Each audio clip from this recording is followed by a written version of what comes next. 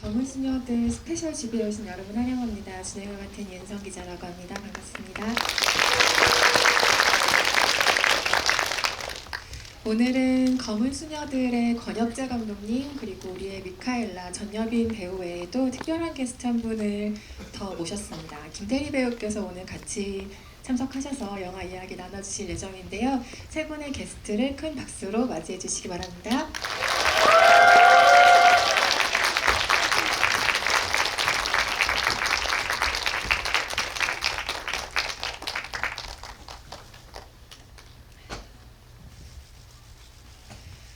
오늘 권혁재 감독님까지 세 분이 참석하셨지만 저희가 이 투샷을 여기서 보네요. 너무 한 자리에서 뵙고 싶었던 두 분이에요. 지금 두 분이 함께 계셔서 기분이 최고죠, 두 분은, 그죠?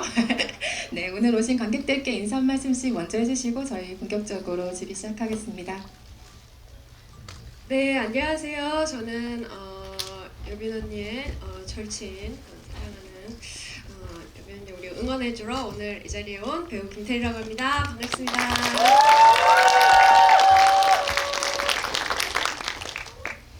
네, 저는 검은 수녀들에서 미카엘라 맡은 전여빈이고요.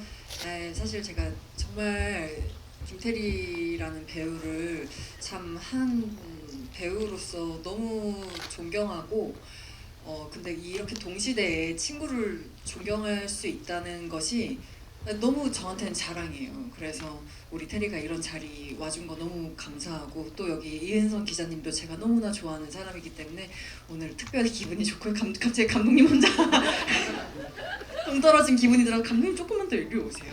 네, 이리 오시고요. 네, 오늘 귀한 자리 함께 해주셔서 너무 감사드리고요. 오늘 즐거운 이야기 나누도록 하겠습니다. 감사합니다. 네, 안녕하세요. 네, 검은 수녀들 연출 맡은 권혁재라고 합니다. 반갑습니다. 이렇게 또 관객분들과 이렇게 또 늦은 시간에 이렇게 우리 검은 수녀들을 가지고 이게 얘기를 나눌 수 있는 뜻깊은 자리가 저도 이렇게 떨리는데요. 또 이렇게 영광스럽게 또 김태리 배우님하고 또 전여빈 배우님하고 같이 하니까 또 뜻깊은 것 같습니다. 저도 되게 많이 떨리는데 어쨌든 뜻깊은 대화를 많이 나눴으면 좋겠습니다. 감사합니다. 여기 돌비 상영관이 보통 언론 시사회를 많이 하는 관이에요. 근데 오늘 아마도 많은 팬분들이 오실 것을 위해서 큰 관을 대관을 한 것 같은데 얼마 전 이 자리에서 전여빈 배우가 언론 시사회에서 영화를 공개하고 또 언론 기자 간담회를 가졌던 바로 그 자리입니다. 그래서 오늘 기분이 조금 남다르기도 하네요. 테리 배우님 영화 조금 늦게 보신 걸로 알고 있는데 네, 검은 수녀들 보신 소감 어떠셨어요? 아, 네. 제가 이제 검수녀들 이제 언니가 한다고 했을 때부터 기대를 너무 많이 했고 이제 언니의 시사회는 당연히 참석을 한다고 이제 생각을 하고 있었는데 제가 그때 해외에 있었어요, 시사회 때. 그래서 너무 절망하면서 어떻게 내가 전여빈의 시사회를 참석을 못할 수가 이러면서 울부짖다가 이제 한국에 돌아와서 집에 도착해서 짐을 풀지도 않고 내팽개 친 후에 집에 도착한 지 1시간 뒤에 영화를 집 근처 영화관에서 예매를 해가지고 달려가서 바로 봤습니다. 저는 오컬트 영화 너무 좋아하거든요.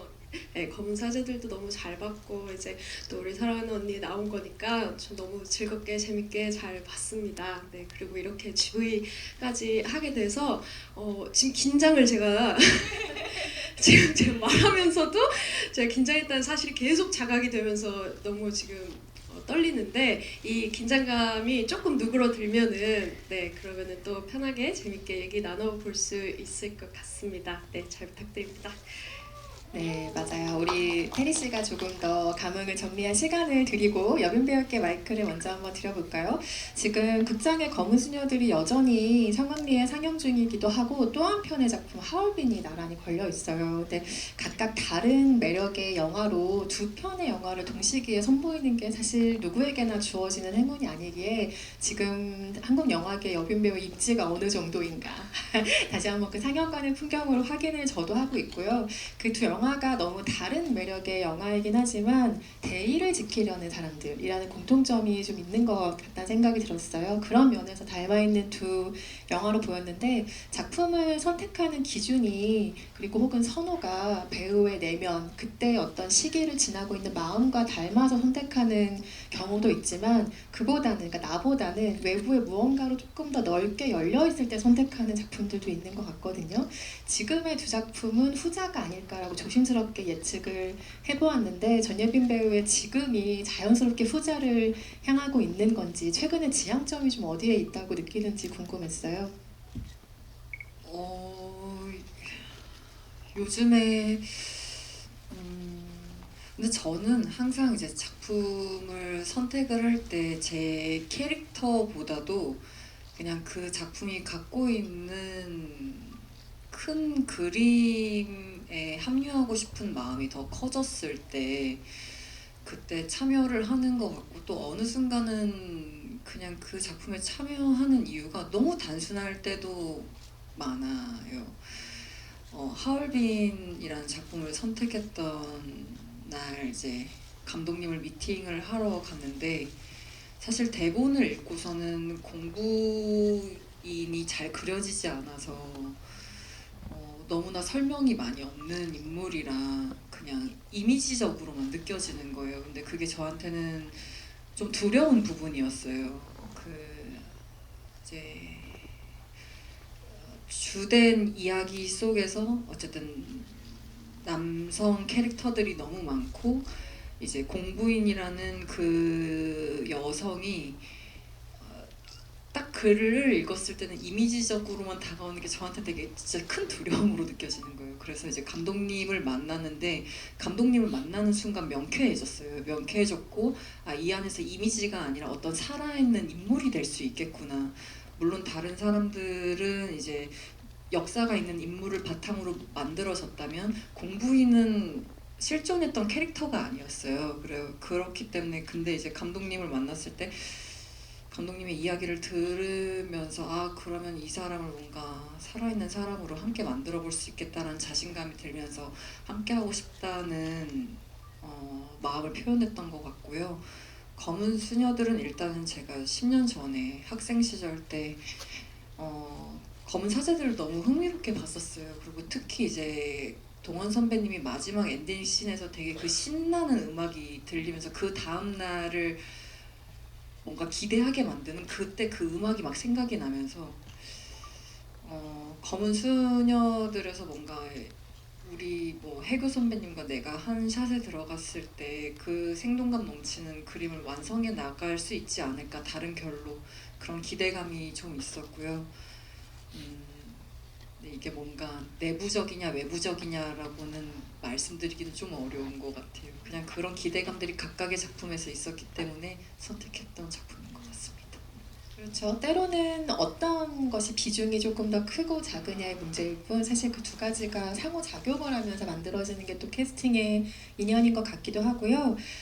김태리 배우가 드라마 악계로 조금 앞서서 오컬트 세계를 경험했기 때문에 사실상 오컬트 선배님이라고 할 수 있거든요. 조금 동시기보다 앞섰기 때문에 검수녀들 출연을 두고 혹시 전예빈 배우가 뭔가를 물어본 기억이 있으세요? 저는 이제 딱히 이게 오컬트라고 해서 테리 배우에게 질문했던 건 아니고 항상 테리한테 질문해요. 테리가 매 작품 할 때마다 이번 작품은 어떤 마음으로 하는지, 무엇이 기쁘고 무엇이 힘들었는지 항상 자문을 구하는 편이었어서 그냥 그랬던 것 같은데요. 근데 자극은 받았었어요. 왜냐면은 악기에서 테리가 하는 연기를 보면서 질투나더라고요. 너무 잘해가지고. 근데 정년일 땐 더 잘하는 거예요. 그래서 이제 질투를 안 하겠다라고 선언했었어요. 이건 다른 얘기네요. 네. 진짜 귀에 안 들어오네요. 오컬트라는 것 때문에 저랑 어떤 얘기를 했던 거는 없었던 것 같아요. 일단 제가 이제 궁금해서 언니한테 물어봤었고 언니가 되게 일반적인 이제 캐릭터 설명 간략한 이제 이야기의 토대 같은 것들 얘기를 해줘서 너무 궁금하다 그러고 있었는데 어느 날 그 회사 이제 대표님이랑 얘기를 하는데 옆에 그 검은소년들 이제 제본된 책이 있는데 무슨 금서처럼 날 봐줘 이렇게 있는 거예요. 그래가지고 저 이거 좀 빌려가도 돼요? 그러고 가가지고 그 책 제본된 책으로 이제 읽었었어요. 너무 재밌는 거예요. 그래서 너무 기다리고 그랬었던 기억이 있습니다. 너무 가깝게 잘 지내는 동료이자 친구이자 서로 어디서든 무엇이든 물어볼 수 있고 답변을 구할 수 있는 존재라는 게 일하면서 참 귀한 존재인데 두 분은 서로에게 정말 귀한 존재인 것 같다는 생각이 들고 안 그래도 뭐 오컬트라는 장르 때문에 그런 것은 뭐 비단 아니겠지만 공교롭게도 비슷한 시기에 영화와 드라마에서 오컬트 장르에 두 분이 도전을 하셨기 때문에 이것도 뭐 뚜렷한 답이 있는 질문은 아니겠지만 그래도 장르적인 갈증이 두 분에게 좀 반영된 선택이었을까 아니면 단순히 우연하게 찾아온 좀 장르적인 접합이었을까라는 궁금증도 있었어요. 언니 같은 경우는 모르겠는데 저는 그 인생의 문장들이 있잖아요. 그 중에 하나가 모든 것은 타이밍이다. 그래서 그냥 모든 그 삼박자 어떤 제가 원했을 수도 그런 마음도 당연히 장르적인 건 언제나 배우에게는 갈증이 있으니까요. 그런 것도 있던 찰나에 좋은 작품이 들어왔고 그때 만났던 작품이었던 것 같아요. 네, 저도 그냥 제가 했던 모든 작품이 뭐 제가 학생 때 했던 단편 영화라던가 혹은 이제 독립 영화, 장편 영화라든지 이제 상업 영화 진영에 들어와서 하는 제 모든 선택은 그냥 그 당시에 제가 할 수 있는 가장 최고 최선의 선택이었어요. 네. 이제 뭐 그거는 관객분들이 어떻게 평가를 해주시던 뭐 칭찬을 듣던 질타를 받건 작품이 모자르건 작품이 좋다는 평가를 받건 그거랑 상관없이 저의 선택은 항상 그냥 제가 할 수 있는 가장 최상의 선택이었던 것 같아요. 네, 그렇습니다. 아까 촬영 시작하기 전에 김태리 배우에게 여러 가지 물어보기도 하고 또 응원을 구했다라는 이야기를 잠깐 여빈 배우가 하기도 했는데 조금 오래된 기억이라 기억이 잘 나지 않을 것 같긴 하지만 그래도 그때 태리 배우가 해줬던 말 중에 굉장히 용기로 마음에 탁 다가왔던 말이 있을까요? 테리 씨는 저한테 그 질문을 해요. 제가 작품이 들어갈 때마다 본인은 기억하시는지 모르겠지만 연기가 재밌어? 재밌게 하고 있어? 뭐 혹은 몸이나 마음이 아프진 않아? 이런 걸 많이 물어봐 주거든요. 근데 그때 제가 나 지금 연기가 재밌어 라고 하면은 테리가 제일 기뻐해줘요. 그 어떤 대답보다 언니가 연기를 재밌다고 하면 난 그게 제일 기뻐 라고 해주거든요. 그냥 저는 그게 제일 기억에 많이 남아요. 제가 연기를 재밌어 하면 좋겠다라고 하는 눈물 날 것 같아. 내가 괜히 지금 벌써부터 이러면 안 되는데 그래서 빨리 황급히 한번 넘어가 보겠습니다. 전여빈 배우의 검은 수녀들 마지막 촬영 날 테리 배우가 현장에 가셨던 걸로 알고 있어요. 네, 맞습니다. 그날 모습이 어떻게 기억에 남아 있어요? 제 모습은 확실히 정년이었고 색감 차인 채로 가셨나요? 네네네. 언니는 수녀셨죠. 수녀셨고 그게 장면이 어떤 장면이었냐면 그 카페에서 유니어와 미카엘라가 함께 타로를 앞에 두고 이제 4번, 5번, 6번 이렇게 얘기를 나누던 그 장면이었어요. 근데 저는 그때는 책을 읽었지만 그래도 그 카페라던가 그런 거는 몰랐으니까 어떤 장면인지 모르고 이제 멀리서 이렇게 봤어요. 촬영 가까이 가면 안 되거든요. 멀리서 이렇게 지켜보는데 그 카페 전경이 이제 저한테는 기억이 되잖아요. 그 두 사람의 모습과 그 바깥의 전경과 그런 게 이제 영화를 보는데 그 장면이 딱 나오는데 저 장면이구나 이런 생각이 들어요. 저는 다른 이제 배우분들 촬영장 놀러 가는 걸 참 좋아하는데요. 서프라이즈로 이렇게 가는 거를 그럴 때마다 그때의 그 분위기라던가 아니면 제가 모르는 이 100명 남짓의 그 수많은 스태프분들의 어떤 노력들, 뭐 그날의 날씨, 뭐 모든 것들이 이 한 씬을 만들었구나 이거를 영화관에서 볼 때마다 참 뭉클한 그런 마음이 좀 드는 것 같아요. 네, 그때 그랬었습니다. 저는 뭐 테리 배우 포함해서 배우들에게 이런 얘기를 들을 때 이 사람이 너무 반짝이고 예뻐 보여요. 사실 촬영장이라는 게 현장의 배우들에게 얼마나 익숙한 공간이겠어요. 때로는 그게 좀 지긋지긋하기도 하고 나의 무언가를 마음처럼 쏟아낼 수가 없어서 거기처럼 답답한 공간이 없을 텐데 남의 현장이잖아요. 마음 편하게 갈 수 있으니까 빵긋빵긋 웃으면서 가거든요. 일하고 있는 사람들에게. 그래서 잠시 쉬고 싶을 수도 있을 텐데 사실 내 동료가 하는 게 궁금하기도 하고 그 현장에서는 또 어떤 것들이 보이나 사실 보러 가고 싶은 마음도 있을 거고 현장을 참 좋아하는 배우구나라는 생각을 늘 테레비 배우 볼 때마다 하고 있고요.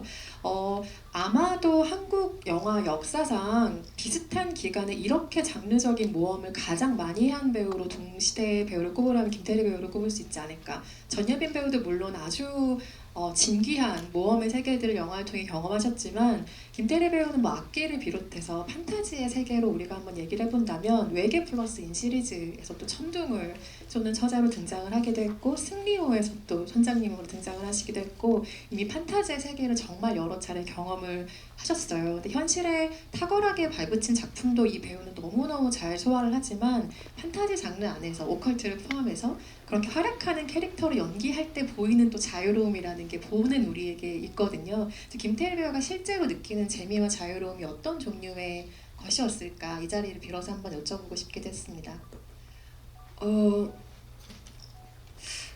저는 여빈 언니도 비슷할 것 같긴 한데요.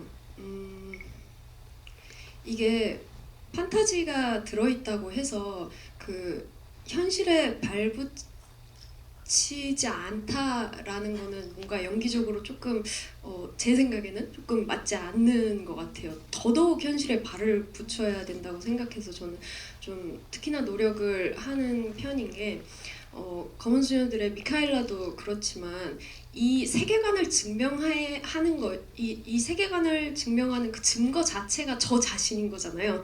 미카엘라의 존재 자체가 그 세계관을 증명하는 이제 그런 존재인 거예요. 그러면은 저는 이제 그 증거로서 저 자신을 일단 설득해야 되고요. 배우인 저 자신, 그리고 제 캐릭터와 함께 연기하는 이 사람들, 이 공간을 또 설득해야 하고 또 이거를 스크린으로 마주할 이 시청자분들이나 관객분들까지 이제 설득을 해야 하는 그런 일이라서 저는 항상 현실에 발을 붙이려고 그것이 나의 현실이라고 생각하기 위해서 항상 노력을 했었던 것 같아요. 그래서 자유로움, 그래서 어떻게 보면 더 어려운 부분이 있다는 그런 얘기고 자유로움에 관해서는 있죠. 자유로운 부분이 있죠. 자유로운 부분이 그 세계관이 제가 연기를 함에 있어서 좀 자유로울 수 있도록 조금 더 도와주는 그런 거는 확실히 있는 것 같아요. 왜냐면 내 캐릭터 성격의 어떤 컨셉이 되어줄 수 있는 그런 거니까 제가 승리호하고 외계인하고 이제 악귀를 했는데 그 순으로 좀 더 자유도의 폭이 좀 더 열리기는 한 것 같아요. 경험인지라 승리호 할 때는 그래도 조금 생각이 조금 막혀 있었던 것 같은데 이제 점점 더 그런 세계관들 속에서 어떻게 하면 조금 더 독특한 것들을 새로운 것들을 안 해본 것들을 더 상상해 볼 수 있을까 그런 생각들을 조금씩 더 하게 된 것 같아요. 그런 면에서는 재밌죠. 재밌었어요. 연기의 비법이야 사실 이 배우들만 고유의 자신의 것을 아는 거겠지만 살짝 힌트를 하나 얻은 것 같기는 하네요. 그게 너무나 현실에 발이 붙어있는 캐릭터이기 때문에 거기서 나오는 자신감이 이 배우들에게 자유로움을 선사했을 것 같다는 지금 짐작을 조금 해보고 있고요. 디테일이야 조금 다르겠지만 아마도 비슷한 순서로 여빈 배우도 이 작품에 다가가지 않았을까 싶습니다. 오래 기다리신 권혁재 감독님께 잠시 마이크를 두 분 잠시 쉬고 계세요. 검은 수녀들은 오컬트라는 장르 영화죠. 그런데 여기는 일종의 운명론적 관점으로 무언가를 해석해낸다는 인상이 좀 짙게 여겨진다는 인상이 드는데요. 각본에서 이게 이미 완성된 톤 앤 매너일 수도 있지만 연출로서 그 운명론이라는 것이 조금 더 강화한 부분이 있지 않을까 하는 짐작을 해봤습니다. 혹시 관련해서 들려주실 얘기가 있을까요? 일단 제가 오컬트라는 것을 정의하는 거가 이제 사람마다 좀 다를 거고, 특히 오컬트 영화는 뭐 유구한 역사를 많이 가지고 있는데, 저는 제가 생각하는 오컬트라는 거는 운명 혹은 그 자격에 대해서 보통 되게 직접적으로 다룰 수 있는 영역인 것 같아요. 근데 이번 검은 수녀들은 워낙 시나리오도 저는 되게 좋았고, 이렇게 되게 흥미로웠고, 또 검사들의 원래 팬이었고, 그래서 그 세계관의 뭐 스피노프 격으로 이제 확정되는 지점도 좋았는데, 일단 유니아 캐릭터와 미카엘라 캐릭터, 그리고 또 연대하는 그 애동과 이 인물들 자체가 저는 되게 신선했어요. 근데 그 인물들이 이제 전효진 배우, 송혜교 배우, 이렇게 어마어마한 에너지를 가진 배우들이 그 캐릭터 연기했었을 때 영화에서의 그 밸런스가 저는 좀 제일 중요하다고 생각했어요. 이게 우리 영화가 흘러가면서 이제 오컬트 드라마 형식으로 가는 지점들이 저는 되게 좋았는데, 그게 이제 배우분들의 에너지가 워낙 좋아가지고 이걸 어떻게 밸런스를 맞춰야 되는지가 좀 되게 중요했어요. 그러니까 유니아의 에너지와 그 다음에 미칼라 에너지가 되게 밸런스가 잘 이루어지고, 또 나머지 배우분들의 에너지 캐릭터들이 잘 조화롭게 이루어지는 거가 우리 검은 수녀들에서는 그게 좀 연출적으로는 제일 고민했었고, 그게 좀 잘 이루어졌으면 좋겠다, 그렇게 생각을 했던 것 같습니다. 네. 말씀하신 그 각각의 에너지로 영화를 읽는 것도 우리가 여러 번 영화를 볼 때 좀 재미있지만 다른 방향으로 영화를 읽게 하는 방식이 되게 하기도 하는데요. 검은 사제들을 우리가 잠깐 기억을 떠올려 보면 트라우마를 극복하는 최부재, 그러니까 강동원 배우가 연기했던 성장 스토리이기도 했죠. 어렸을 때 동생을 죽는 거를 어린 자신이 어떻게 손을 쓰지 못했다는 트라우마를 영영 안고 살아야 할 것 같은 인물이 그것을 벗어나는 이야기이기도 했는데요. 검은 수녀들 역시 미카엘라의 편에서 시선으로 쭉 따라간다면 이 사람이 과거를 딛고 한 걸음 성장하는 작품으로도 읽을 수도 있는 것 같습니다. 전예빈 배우가 해석하는 미카엘라의 성장이라는 건 어떤 걸까요? 우선 미카엘라는 어렸을 때 이제 어린 시절에는 본인이 자신의 상황을 통제할 수 있는 힘이 없잖아요. 어른들에 의해서 어쨌든 그 상황 속에 놓이게 되는데, 이제 자기가 원치 않았지만 이미 귀태라는 프레임에 씌워진 사람이고, 어른들에 의해서 뭐 무당, 뭐 구판에 다니던가 아니면은 그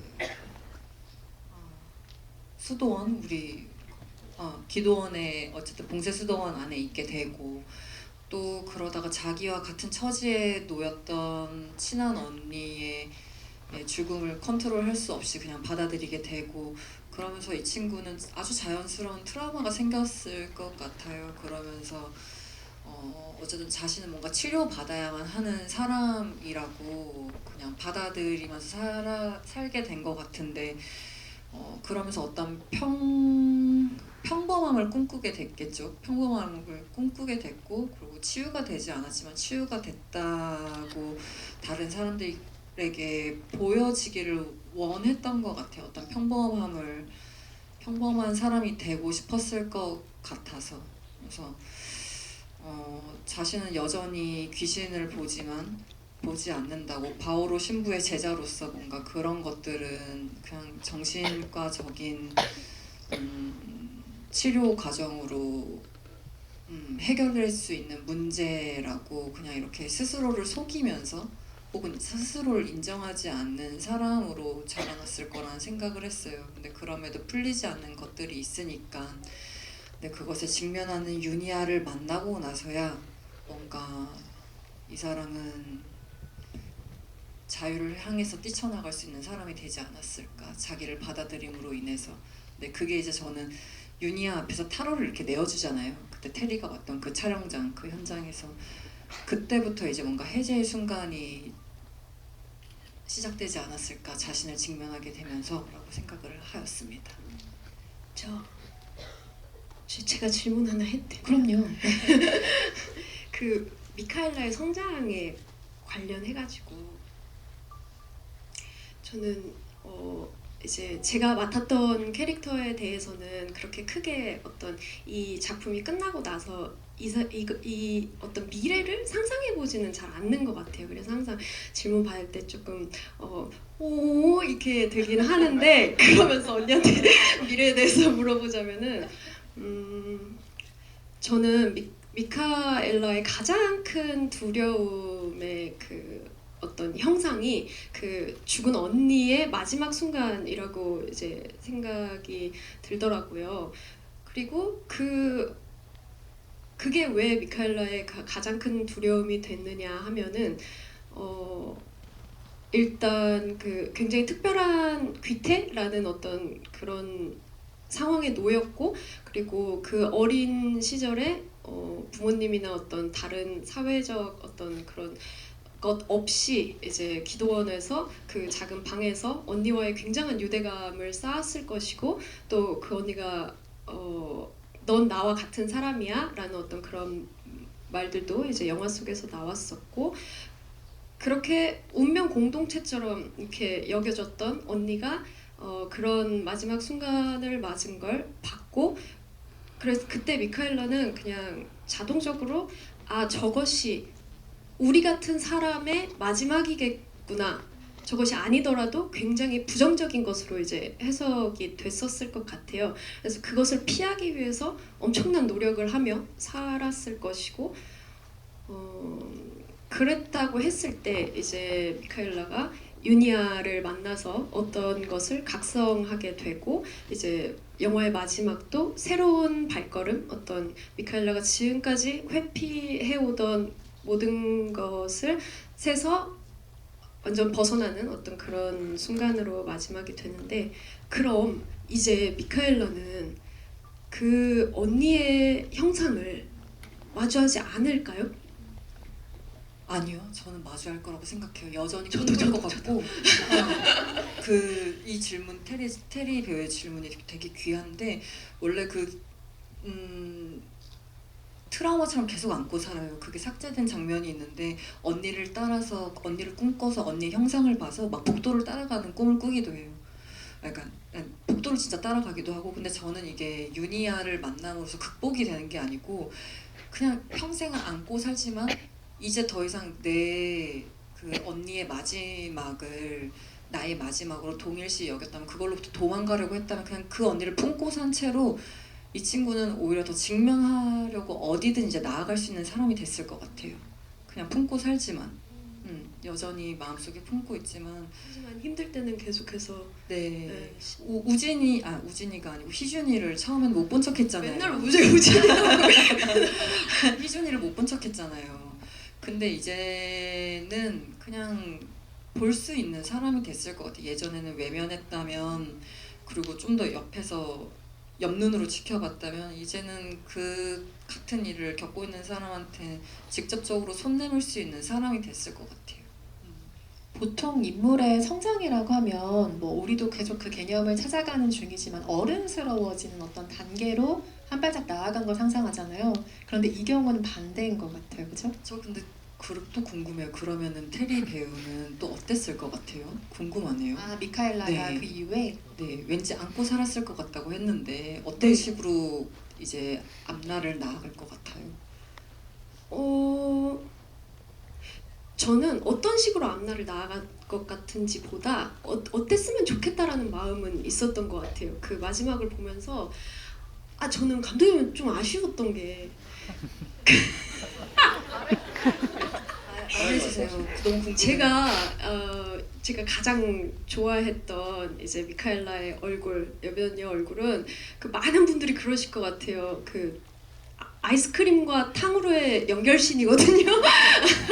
그 장면을 보면서 어떤 미카엘라가 그 유니아에 대한 그 당혹스러움과 어떤 그런 것들을 감추지 못해서 어떤 본 모습이 막 튀어나오잖아요.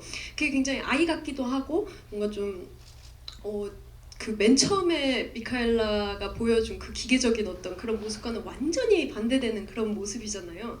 근데 이제 구마 때도 그렇고 계속해서 이 분노에 이제 분노랜다 그 뭐죠 두려움에 떠는 어떤 그 흔들리는 모습들 그리고 또 그 뒤에는 유니아의 그 선택에 대한 그 슬픔 어떤 그런 것들로 쭉 이어지는데 마지막에 그 동원 선배와 함께 차에 탔을 때만큼은 조금 그때 그 탕후루 같은 그런 어떤 본 모습이 조금은 더 나왔으면 뭔가 그녀의 그 다음을 좀 더 예측하기가 좀 쉽다. 그래서 저는 어쨌든 그 미카엘라가 유니아가 되지 않기를 바라는 마음이 생기더라고요. 그러니까 유니아처럼 어떤 모든 것을 다 인정하고 모든 것을 다 받아들이고 그러니까 정말 운명처럼 그렇게 살아가는 그런 단단한 사람이 아니라 그렇게 막 화도 내고 그렇게 짜증도 내고 뭔가를 욕망하고 뭔가를 뭐 어떤 후회도 해 가면서 그렇게 좀 아이 같은 모습도 가지고 그런 식으로 한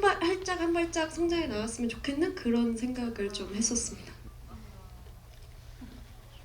제가 그 시절에 테리 배우랑 이걸 좀 상의를 나눴다면 훨씬 더 뭔가 씬을 풍성하게 꾸렸을 것 같다라는 생각이 들고요. 이거 감독님이 아니 원래는 지문에는 하셨어요. 유니아를 떠올리면서 슬퍼하는 거였어요. 그러면서 눈가가 촉촉해진다였어요. 근데 저는 그게 끝나는 씬인데 그러고 싶지가 않더라고요. 엔딩이 네, 그랬었나요? 원래 잠깐 그 얘기를 듣다가 상념에 잠겨서 또 우수에 찬 눈으로 이렇게 바깥을 약간 바라보는 거였어요. 근데 안돼 네, 그러기가 싫더라고요. 그래서 그냥 저는 좀 라이트하게 웃어서 버렸어요. 근데 그걸 오케이 해주시더라고요. 그래서 아마 그때 여쭤봤던 것 같아요. 더 슬퍼했어야 됐나요? 근데 거기 있던 이제 감독님도 그렇고 다 같이 있던 우리 스태프분들이 지금 정도가 좋은 것 같다라고 해주셨어요. 근데 테리 배우가 만약에 있었다면 저는 한 걸음 더 이제 했을 것 같아요. 저는 뭔가 그 동원 선배님이 이렇게 뭐 다음 넥스트 스텝을 밟자고 이렇게 한 다음에 근데 이건 뭐예요? 하고서는 딱 드는데 진짜 너무 단 거야. 너무 단 무언가가 있어. 그랬더니 여빈 언니가 미카엘라가 그걸 보더니 끊어보려고요? 라던가 너무 좋다. 너무 좋네요. 너무 상징적이네요. 뭔가 그럼 3탄에서 제가 한번 끊어볼게요. 근데 못 끊는 거야. 너무 좋네. 끊어보려고 하는데 네, 끊어보려고 하는데 못 끊는. 너무 좋은데요, 이거? 근데 아이디어 300원. 네, 300원에 넘긴 거 우리 모두 봤어요. 지금 이보다 더 높은 가격으로 되면 안 되는 거예요. 이래서 김태리 배우가 훌륭한 배우인가 봐요. 다른 대단하다, 배우가 진짜. 연기한 장면도 이렇게까지 구석구석 생각을 했군요. 저는 그 성장이라는 게 아이 같음을 해제하는 게 미카엘라에게 정말 큰 성장이었을 거라고 생각하고 저는 누군가를 구하기 위해 달려가는 마음은 진짜 큰 마음인 것 같아요. 그런데 아이일 때 미카엘라는 그 친구를 구하지 못하고 두려움에 그냥 얼어붙어 버렸잖아요. 가서 만지지도 못하는 존재였고 늘 매달려 있는 형상으로만 멀찍이 볼 수밖에 없었는데 그래서 마지막에 미카엘라가 뛰는 씬이 뭉클한 거죠. 저 사람을 위해 달려갈 수 있게 된 거죠. 저는 이제 아이 같음에서 벗어난 게 이제 성장일 것 같다고 이제 윤성 기자님께서 해주셨는데 저는 사실 반대로 생각했어요. 왜냐하면 사회가 정해놓은 어떤 평범한 어른스러움을 그렇죠. 깨고 그걸 그냥 바로 표현할 수 있는 게 저는 미카엘라의 성장이라고 봤거든요. 맞아요. 저도 같은 의견을 했어요. 그거예요? 네, 그래서 아이 같음을 되찾는 것 이게 감사합니다. 미카엘라의 성장인 것 같다는 생각이 들었고요. 네, 열띤 토론의 장이 잠깐 벌어졌는데 너무 귀한 장면을 우리가 본 것 같아요. 그리고 아마도 두 분이 편하게 작품에 대한 이야기를 나눌 때 뭔가 조금 더 열정적으로 이런 장면을 토론하는 것을 아주 기분 좋게 지금 잠깐 떠올렸는데요. 두 배우야 지금 비슷한 시기 한국 영화를 이끄는 주축이 된 새로운 세대의 또래 배우들이지만 에너지도 다르고 연기 스타일도 다르고 이미지도 다른 두 배우에게 우리가 또 두 분을 사랑을 하죠. 근데 나에게는 없는 상대방의 매력, 재능, 캐릭터 해석력을 평소에 유심히 보시고 느끼고 있겠죠. 그것도 궁금하고 또 서로를 보면서 얻는 용기가 무엇일지도 궁금해요. 이거 먼저 해야 좀 네, 유리한데. 네. 근데 이거 너무 추상적인데요. 일단은 김태리 배우는 정말 재능이 있는 사람이에요. 아니, 귀 막으셔야 됩니다. 그냥 일단 기본적으로 타고난 것이 있는 사람이에요. 근데 저가 정말 감탄하는 지점은 노력하는 천재는 따라갈 수 없다고 하잖아요. 테리가 그래요. 정말로.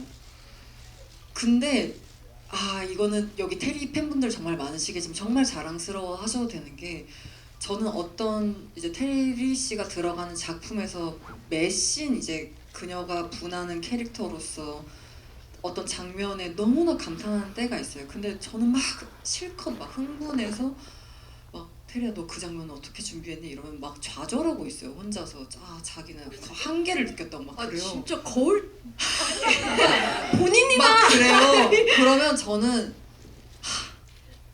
딱 근데 그 얘기를 들을 때 기분이 너무 좋아요. 왜냐면 너무 잘한 사람이 자기를 그렇게 얘기를 하니까 저 사람은 얼마나 더 반짝거려질까 기대가 되는 거예요. 왜냐면 어떤 사람들은 막 그거에 취해 있는 배우들도 있거든요. 근데 취해도 돼요. 왜냐면 그만큼 잘했으니까 취해도 되거든요. 마땅히 박수 쳐주고 싶은데 근데 이 친구는 막 더 막 좌절하니까 어떤 저의 이제 동료로서 같은 배우로서 어떤 변태 같은 약간 그런 그녀를 바라보는 약간 그런 고치감이 막 드는 거예요. 끝을 알 수가 없겠다. 그 넓이를 가늠할 수가 없겠군 이러면서 막 더 응원해주고 싶은 거예요. 근데 몰라요. 계속 기대되는 그 지점은 있는데 근데 저는 그런 생각은 있어요. 테리만큼은 노력할 수는 없겠다라는 생각은 있어요. 네. 근데 그게 저를 자극시켜주는 지점이에요. 네. 이건 다른 건데요. 테리가 저 우리 영화 촬영장에 와서 제 손에 정년이 정년이 옷감으로 만든 이렇게 작은 테리 의상이 달려있는 키링을 주고 갔어요. 우리 영화 하는 동안 그거 잘 갖고 있으라고. 그래서 우리 영화 하는 무섭시나. 하는 동안에도 사실 배우들은 초반에가 정말 힘들고 긴장이 많이 되거든요. 진짜 막 사시나무 떨듯이 현장에서 떨리고 막 이상한 상태가 돼요. 근데 그거 갖고 다니면서 마음을 다잡고 있어요. 네.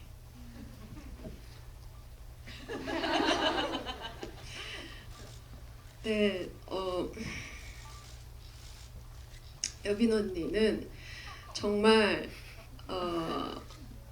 선하고 사랑이 많은 사람이에요. 저는 항상 여빈 언니를 표현할 때 그렇게 표현을 하고 소개를 하는데 이런 얘기를 본인한테 하면은 굉장히 아니다. 나는 그런 사람이 아니다. 난 너가 생각하는 그런 사람이 아니다. 라고 하지만은 가끔은 주변에서 하는 말도 주변에서 자신을 바라보는 그 시선도 맞다고 인정을 해야 된다고 저는 생각을 하고요. 언니는 굉장히 생각이 많고 고민도 많고 그리고 실제로 많이 감기라던가 그런 것들을 막 달고 살고 그래서 제 생각에는 지칠 때가 많을 것 같아요. 체력적으로나 심적으로나 이렇게 지칠 때가 많을 것 같은데 언니는 그럴 때 어떤 방식으로 이겨내냐면 사랑을 베푸는 방식으로 이겨내요. 연락을 하고 좋은 이야기를 하고 저에게 막 위로를 하고 응원을 해주고 어떤 그런 너무 예쁜 말들을 막 해요. 그런 걸로 언니는 다시 일어날 의지를 다잡는 그런 사람인 것 같아요. 그래서 그런 모습을 보면 제가 위로나 용기를 받음과 동시에 나도 저런 사람이 되고 싶다, 되어야겠다 어떤 그런 생각도 하게 만드는 것 같고요. 또 연기적으로, 배우적으로 이제 직업적으로 생각을 해보자면 언니가 나오는 작품들을 보면 그냥 그 인물을 떠나서 전여빈이라는 사람이 이 작품에 혹은 이 인물에 얼마나 많은 고민을 했는지 얼마나 많은 에너지를 쏟았는지가 그냥 보여요. 네, 저는 그게 배우한테 굉장히 너무 좋은 지점이라고 생각을 하거든요. 그래서 자연히 몰입하게 되고 언니는 그런 면에서 굉장히 좋은 배우다. 여기까지 하겠습니다. 왜냐면 테리의 이 말이 저는 너무 고맙고 감사하게 느껴지는데 테리랑 저희가 그런 얘기를 한 적이 있거든요. 잘하는 연기가 무엇이냐. 기술적으로 잘하는 것이 그러니까 어떤 게 좋은 연기냐에 대해서 잘하는 연기고 좋은 연기에 대해서 막 얘기한 적이 있었는데 우리가 결국에 하는 말이 그 열심히 보이는 게 우리는 좋은 연기고 잘하는 연기 같다. 고민을 했는지 안 네, 했는지가 네. 보이는 그 얘기를 했었거든요. 그게 연기를 네. 잘해도 못해도 네. 그게 보이거든요. 네, 그런 게 보이는 사람이 좋은 배우다 막 이런 얘기를 했어요. 근데 이제 그거를 이제 이렇게 공개적인 자리에서 저를 이렇게 또 이렇게 얘기해 준 거예요. 아유 고맙네. 두 분의 연기를 볼 때 느껴졌던 게 뭔지 지금 조금 머리를 스쳤어요. 저는 약간 그 뭔가의 흔적 같은 게 항상 보인다고 생각했는데 누군가는 그 흔적을 말끔하게 지우는 연기를 기술적으로 굉장히 훈련하겠죠. 누군가에겐 그게 좋은 연기일 거예요. 그런데 두 분이 지나간 자리에는 항상 무언가가 좀 남는 듯한 느낌의 연기를 보았던 기억들이 지금 문득 스치는데 그게 바로 그 노력의 흔적, 무언가를 고민하려고 했던 흔적일 수도 있겠다는 생각을 뒤늦게 해봅니다. 오늘 검은 수녀들 핑계로 전여민 김태리 배우의 마스터 클래스를 열고 있는데요. 질문할 게 저도 아주 많지만 관객 여러분들도 오늘 질문할 게 너무 많으시죠? 몇 개나마 질문을 좀 받아봐야 될 것 같습니다. 관객석으로 마이크를 넘기려고 하는데요. 질문 있으신 분 여기 가운데서 가장 빨리 손 드신 관객분께 마이크 드릴까요?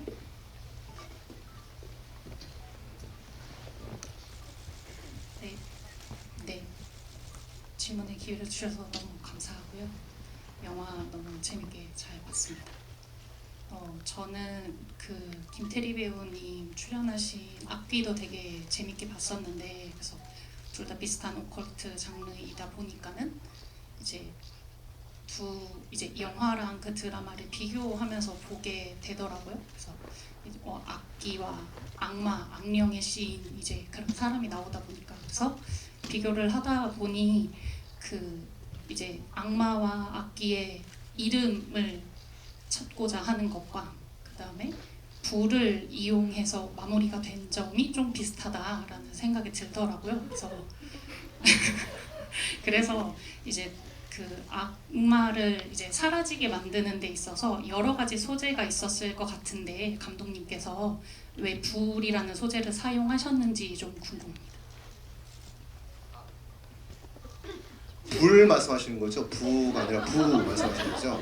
부적의 부가 아니라 불, 파이어 불 말씀하시는 거죠. 그게 저는 이 처음 시나리오를 봤을 때도 저는 그게 되게 많이 와닿았어요. 이게 보통 물과 그러니까 물에 의해서 뭐 세례도 하고 물에 뭐 성수도 나오고 하지만 그러니까 우리의 불 같은 경우에도 이제 불의 세례라는 지점들도 있거든요. 성경 속에도 있는데 저는 그게 아주 원초적인 부분도 있는 부분이 있지만 그게 어쨌든 유니아가 저는 그 부분이 조금 검은수녀들에서는 그게 되게 처음 읽었을 때도 그게 제일 강렬했었거든요. 이게 해석할 여지가 되게 다양할 것 같은데 뭐 역사적으로나 뭐 여러 가지로 이제 연상되는 지점들이 많이 있으시지 않습니까? 뭐 성경에서든 아니면 중세 역사에서든 근데 그런 것들이 저는 복합적으로 의도들이 막 섞여 있는 부분들 참 좋았는데 근데 무엇보다도 그러니까 유니아 캐릭터를 연기하는 그 송혜교 배우의 그 감정이 그게 잘 묻어나는 거가 제일 중요하다고 생각을 했고 그리고 보시면은 그 삼신할매 상징을 하는 목화송 같이 이제 그 불씨에도 끝까지 날리지 않습니까? 그게 어쨌든 그 희생의 길을 걷는 것까지 해도 끝까지 어떻게든 유니아의 길을 보호하려는 어떤 삼신할매 우리 또 토속 신앙적인 그런 마음 같은 것들이 같이 어우러질 수 있는 어떨까 이제 그 부분들이 좀 읽혔으면 좋겠다 그런 생각을 가지고 그 부분은 좀 집중했던 것 같습니다. 예. 그러네요. 검은 수녀들의 세계관으로 보면 이제 구산영은 부마자 구마를 당해야 하는 사람이죠. 미카엘라 만날 수도 있었어요. 맨 앞에 계신 관객분이 저한테 거의 치성을 들이듯 계속 기도를 하시는 포즈로 질문이 있다고 하셔서 마이크 드립니다. 맨 앞줄에 계신 관객분이요. 안녕하세요. 여빈 배우님께서 테리 배우님과 같은 작품에 출연하고 싶다고 하셨었는데 만약 두 분이 같은 작품에 출연한다면 어떤 장르에 같이 출연하고 싶으신지 궁금하고 감독님께서는 두 분을 한 작품에 캐스팅하신다면 어떤 장르로 담고 싶으신지 궁금합니다.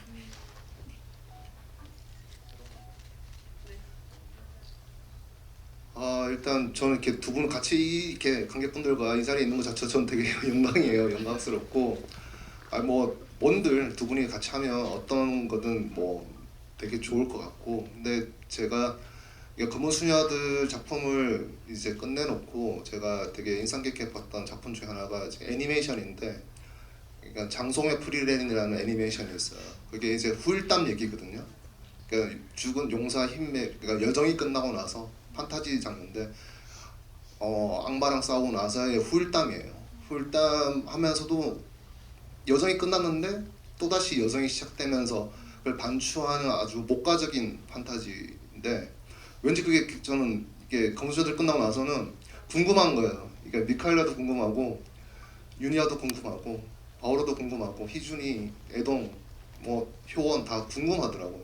그러니까 그런 상상들을 했었는데 오늘 이렇게 테리 배우님 이렇게 뵙는다고 하니까 갑자기 이제 그런 두 분이서 뭔가 같이 여정을 떠나면서 근데 그게 시간이 조금 달라질 수도 있고 그 진폭이 더 큰 어떤 장르 하여튼 이미지적으로는 뭔가 두 분이서 등을 맞대고서 뭔가에 맞서 싸우는 어떤 그런 이미지들 그게 뭐 사극이든 SF든 한데든 그런 순간적으로 드는 생각이 그렇습니다. 네, 그렇습니다.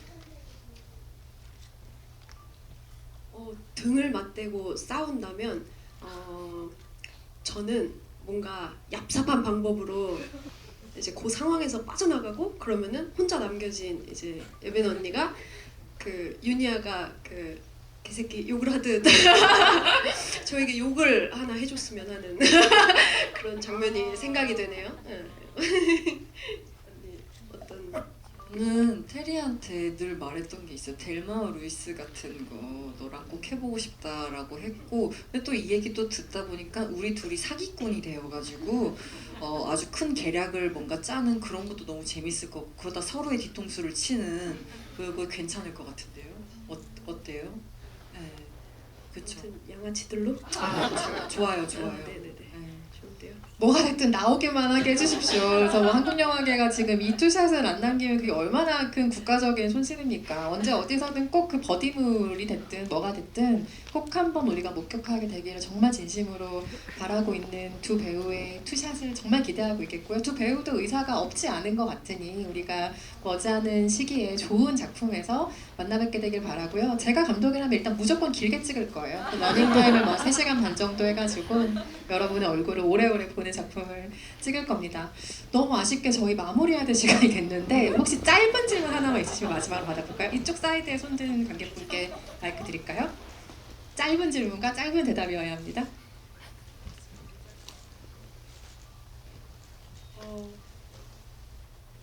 아까 김태리 배우님께서 촬영장에 놀러 가셨을 때 남의 촬영장이라서 편하게 구경만 할 수 있었다 이런 말씀을 주셨는데 알기로는 외계인 촬영 때 전여빈 배우님께서도 특별 출연으로 자리하셨던 것으로 알고 있는데 엄마 아 네. 그때 당시에 전여빈 배우님께서도 김태리 배우님의 촬영장에 남의 촬영장에 한번 계셨던 것으로 되는데 당시 소감 듣고 싶습니다. 외계인은 저희 촬영장이었죠. 우리의 촬영장. 네, 아주 깊은 사명감을 갖고 함께했고요. 악귀나 이제 정년이 때 테리 씨의 촬영장을 갈 수 있었는데 악귀는 사실은 이제 촬영장 바깥에 있었어요. 왜 그랬냐면 모르겠어요. 악귀 그냥 제가 생각했을 때는 그 촬영 자체가 너무 뭔가 고됐을 것 같아서 테리 씨가 연기하는 그 모습을 못 보겠더라고요. 왜 그게 왜 못 보겠냐면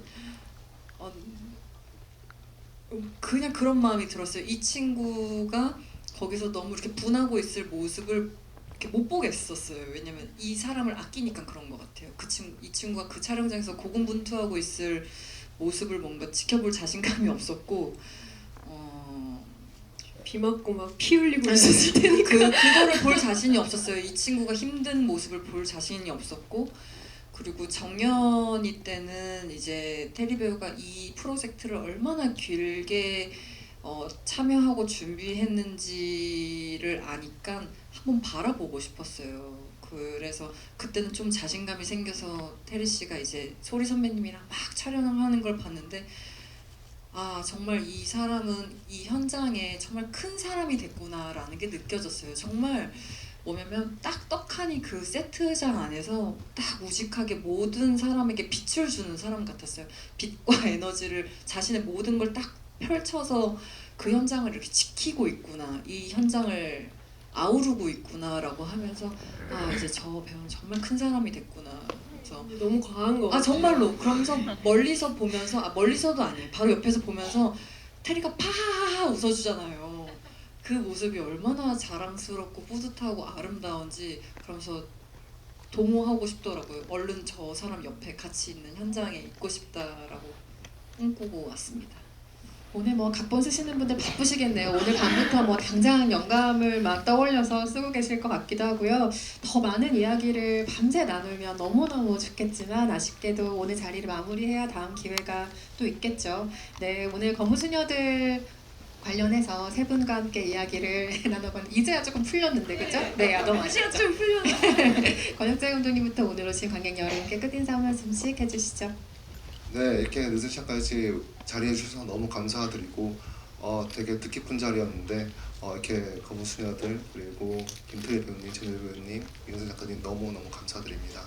네, 조심히 돌아가시기 바랍니다. 감사합니다.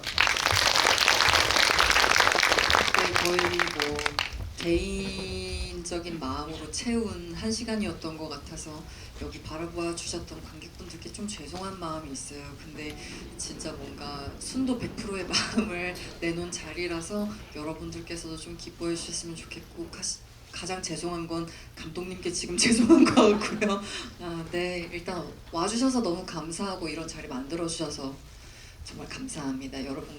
여러분도 행복한 시간이었으면 합니다. 고맙습니다. 혜교 언니가 얘기 전해달라고 했었는데 너무 이 자리 함께 하고 싶었는데 언니 지금 새로운 드라마 촬영 들어가 있어서 이 자리 못 온 거 너무 아쉽다고 테리 배우에게도 은선 기자님께도 전해달라고 그랬고 관객분들께도 전해달라고 하셨거든요. 이 말 대신해서 전해드립니다.